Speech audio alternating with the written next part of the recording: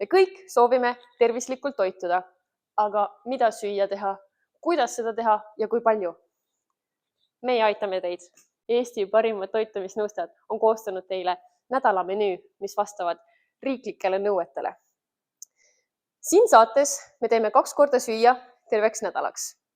Meil on kokku 8 hommikusööki, lõunat, vahepala ja õhtusööki. Lisaks sellele on meil motivatsioonikõne, harivad faktid ja keskkonnanimpid.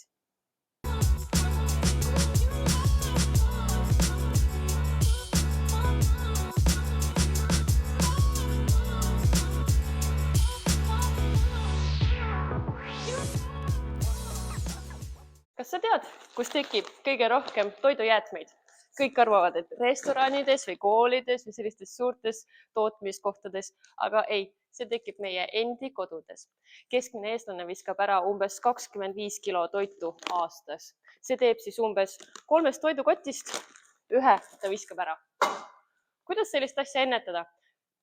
Täpselt nii, nagu meie siin saates õpetamegi. Kui sa teed korraga nädalatoidud ette endale ära, planeerid, mida sa sööd, vaatad külmkappi, mis sul hakkab aeguma ja teed sellest, mis näiteks homme aegub, teed juba täna söögiks. Siin on meil terve nädala toidud. Kokku on meil 32 toidukorda. Terve see kõik siin, mis laua peal on, läks maksma meil 160 €. Nipet-näpet oli meil kodust kapist ka juba võtta, aga võib julgelt 20 € maha arvestada oliiviõli arvelt. Keskmiseks hinnaks teeb see ühe toidukorra kohta 4,40. Tere, mina olen Monika Kahra, auhinnatud toitumisnõustaja ja personaaltreener ja mind leiab MyFitness Ülemiste City klubist ja absoluutselt ka minu enda suure missiooni ja visiooni brändi alt The New You. Minu missiooniks on aidata olla sinul parim versioon iseendast läbi toitumise, treeningute ja tervisliku elustiili. Me oleme siia kokku tulnud selleks, et valmistada pühapäeval ette järgmise 4 päeva toidud. Ja? Pühapäev, esmaspäev, teisipäev ja kolmapäev. Ma valmistan sinuga koos täna 4 toitu, küll aga hommikusöögid saad sa tegelikult iga päev ise valmis panna. Teiseks, see vahepala, mis me teeme, kui sa tunned, et see läheb liiga paljuks, siis te topeltlõuna ongi lahendus olemas. Ja õhtusöök samamoodi. Kui sa tunned, et sa tahad ette valmistada pühapäeval kõik, karpidesse valmis, 4 kogust valmis ja ongi hea sul kolmapäevani, ei pea sa mitte midagi ette valmistama, vaid tegelikult on sul kenasti kõik toidud olemas. Nüüd aga pikk jutt lühikeseks. Meil on täna võileib munaga ja avokaado ja väikse salatiga. Meil on nii-öelda kiirtoit, kamapallid kreeka jogurtiga ja marjadega. Lisaks lõunaks on mõnus suitsukanapasta. Anna seda oma lapsele, talle nii maitseb. Minu perele vähemalt küll. Ja õhtusöögiks kiire lihtne maitsev 1 paja toit veisehakklihaga. Aga hakkame pihta. Sa võid kõike ühel ajal teha, kui sul on piisavalt ruumi, kui ei, võta rahulikult 1 toit ja teeme need eraldi. Me alustame 1 päeva toiduga. Ma võtan selleks mõnusa voki. Ma panen siia voki sisse lihtsalt 1 päeva toidu jaoks külmutatud segu. Absoluutselt sa võid ise võtta värske, ökoloogilise vanaema juurest lähedalt, aga kui ei, viskad sisse teine asi, hakkliha. Mõnusalt lükkad laiali, kui võimalik, täpselt samamoodi mahedalt, lähedalt, õnnelike veiste oma. Mis veel? Me paneme sinna küüslauku, mõnus. Lisaks puljongikuubik, aga me enda, et see oleks nüüd siis glutamaadivaba, võimalikult puhas, aga sa võid ka absoluutselt valida oma enda maitsed, mida lisada. Me paneme siia veel vett. 1, 2. See on täpselt samamoodi paindlik. Võid alati panna rohkem, võid alati panna vähem. Paned kaane peale ja ma panen selle kõik nüüd podisema. Suitsu, kanapasta, brokkoli. Kiiretel aegadel võib olla sügavkülmutatud, aga võib ka olla värske. Täisterapasta, eelnevalt keedetud. Hea nipp on oma täisterapasta või üldse täisteravili jätta valmis keedetud näol kappi, sest iga kord, kui sul tuleb isu, siis sul on see juba ette keedetud, sest muidu iga kord sa hakkad uuesti keetma, nii et pigem suurem kogus valmis ja nii on kordades lihtsam. Okei, meil on siin täisterapasta, meil on siin brokkoli, me paneme siia, ma panen ka jälle kõik kokku, meil on siin merevaik, sa võid panna, aga sa ei pea panema, võid panna sulajuustu või võid lihtsalt selle osaga välja jätta, kui sa soovid. Edasi, me paneme sinna peale veel, et see kõik ilusti kokku seguneks. Suurepärane. Me paneme sinna suitsukana. See võib olla sul eelnevalt ka tükkide näol juba valmis.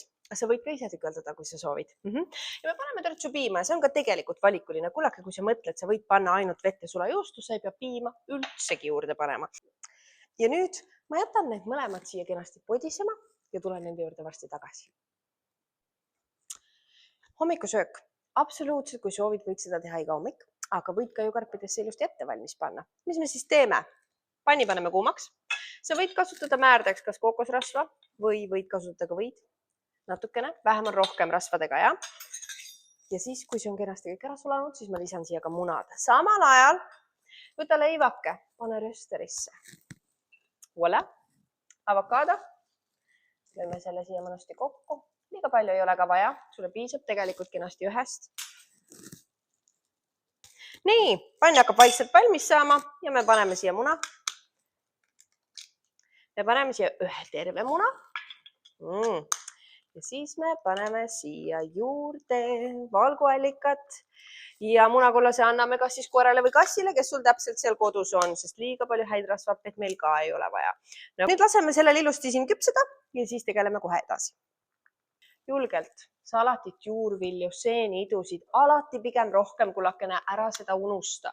Oliiviõli, head rasvhapped, võta kõige kvaliteetsem, kõrge kvaliteediline, ja?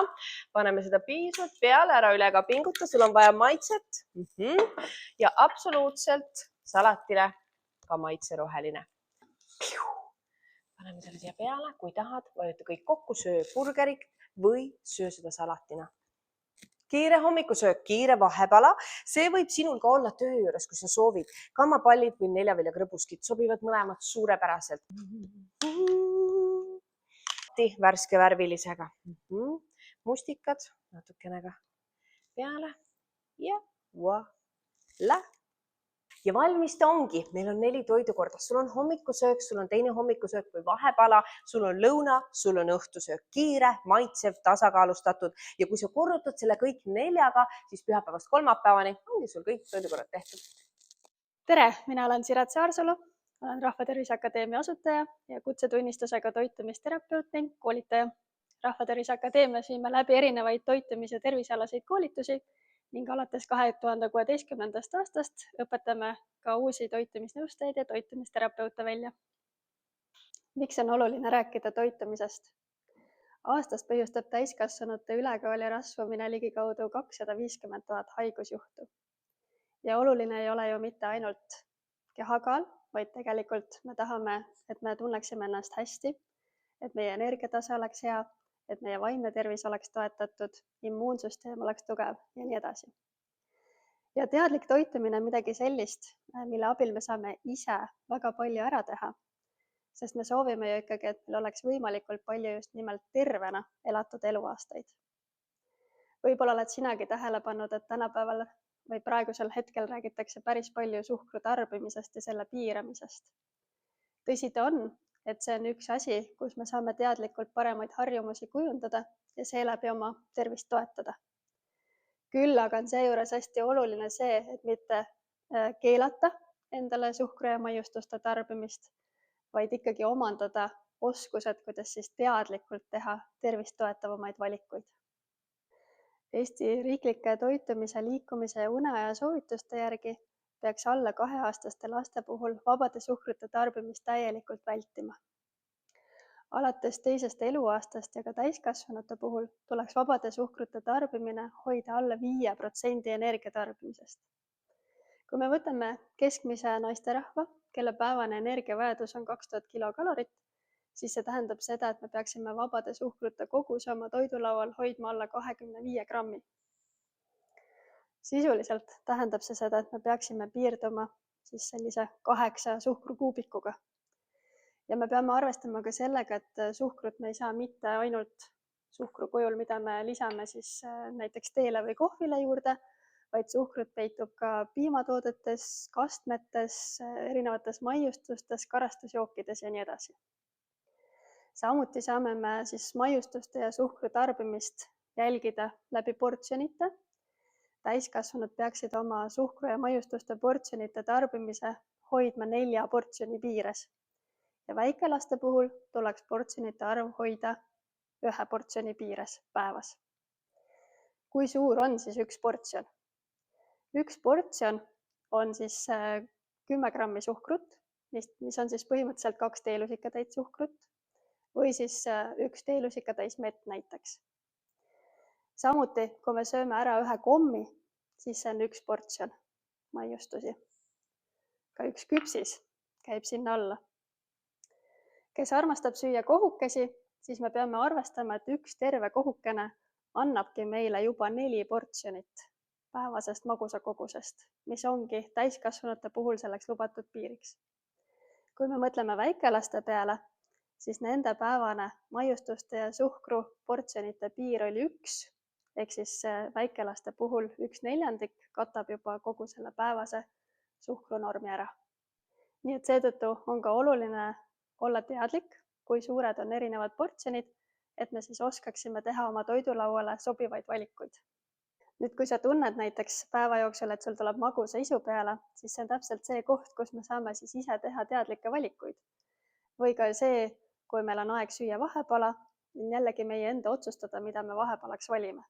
Kui sa nüüd vaatad siin 2 varianti, et sul on valida, kas sa võtad 1 banaani või sööd ära 2 kommi.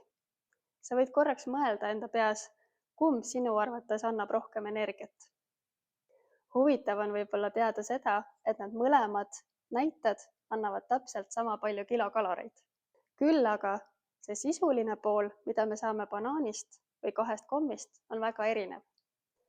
Banaan, nagu te näete, on oluliselt suurem, mis tähendab seda, et see annab meile rohkem küllastustunnet.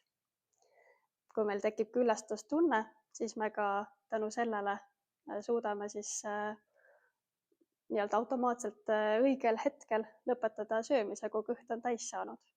Lisaks vitamiinid, mineraalained, kiudained, erinevad bioaktiivsed ühendid, mida me saame banaanist, ka toetavad meie tervist. Erinevalt kommist, mis annab meile valdavalt päris suures koguses suhkrut. Nii et see on väga hea koht, kus me saame siis ise teha teadlikke valikuid. Ja jällegi, kui meil on käes vahepala aeg või meil tuleb tõesti magusa isu peale, siis miks mitte oma magusa isu või siis vahepala täita hoopiski puuviljadega. Me peame ju ikkagi päeva jooksul sööma ka piisavas koguses puuvilju, köögivilju, marju. Näiteks kui me sööme ära selle 1 kiivi, siis see annab meile 1 puuviljaportsjoni päevas. Või kui me sööme ära 1 terve õuna, annab see meile tervelt 2 puuviljaportsjonit. Jällegi, kui me võtame näitena väikelapsed, siis väikelapsed peaksid päeva jooksul ära sööma vähemalt 2 puuviljaportsjonit ja täiskasvanud vähemalt 3 puuviljaportsjonit.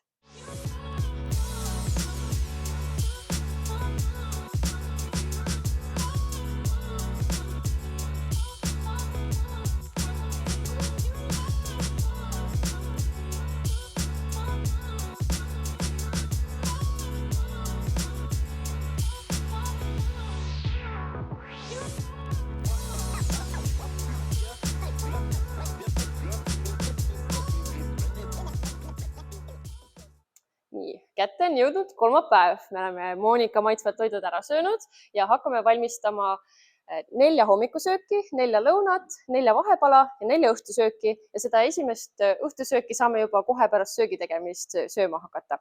Siin on meie omleti asjad ja smuuti asjad. See on siis meie hommikusöök siin. Me teeme läätsesuppi, vahepalaks chia pudingut ja õhtusöögiks teeme suitsukana tatra pada. Ahi on meil 200 kraadi peal, sinna läheb ahjuomlet ja nüüd paneme tatra keema ja samal ajal hakkame järgmiseid asju ette valmistama. Ahjuomleti võlu on see, et me ei pea seda jälgima või iga päev uue tegema. Muidugi võib ka värsket teha, kui meeldib. Aga see on selline SOS-söök. See on juhuks, kui sa tead, et on raske nädal tulemas või oled haige või teed kas või sõpradele brunchi. Et see on selline hea asi, mida saab suures koguses teha. Hetkel me teeme 4 kogust, aga olen ka täiesti vabalt teinud 6 inimesele. Meil on siin valguallikad, see on siis munakujul. Siis on meil leiba süsivesikuks ja hästi palju köögivilju, mis kõik lähevad siia omleti sisse.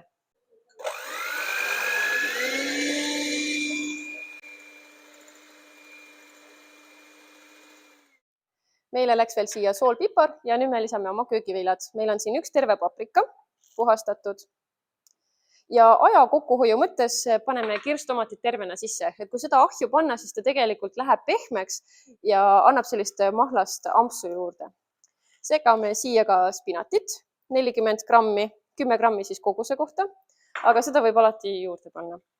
Nüüd, see läheb ahju 200 kraadiga ja see, kui kauaks, sõltub siis sellest, milline sinu ahju vorm on. Kas see tuleb paks või õhuke. Mida õhem, seda kiiremini läheb. Selle vormiga me paneme 30 minutiks.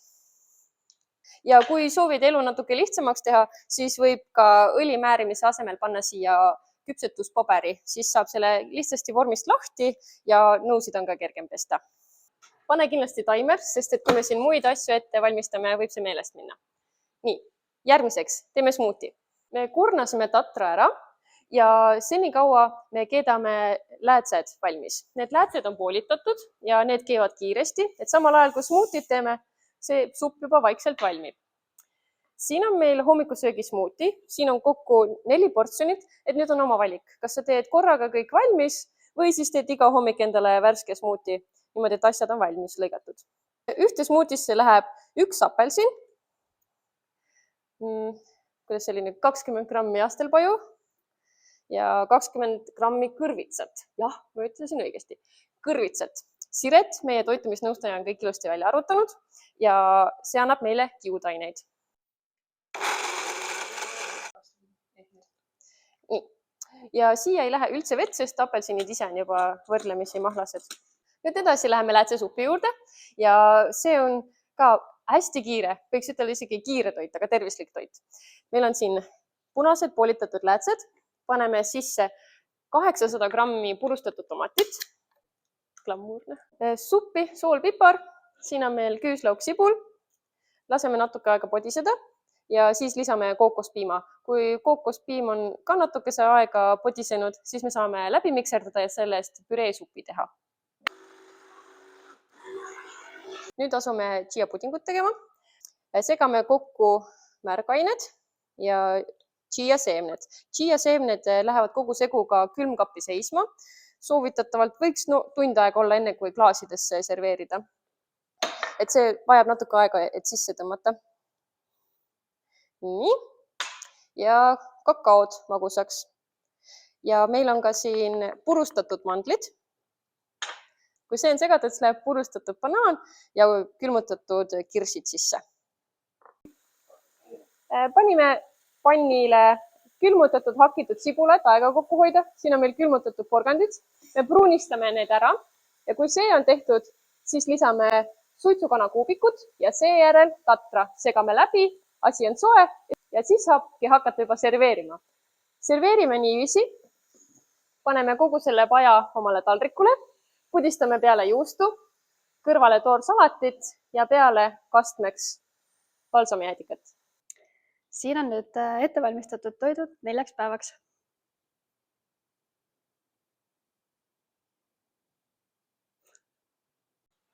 Armas, ma tahaksin sinule natukene panna hingele ja südamele.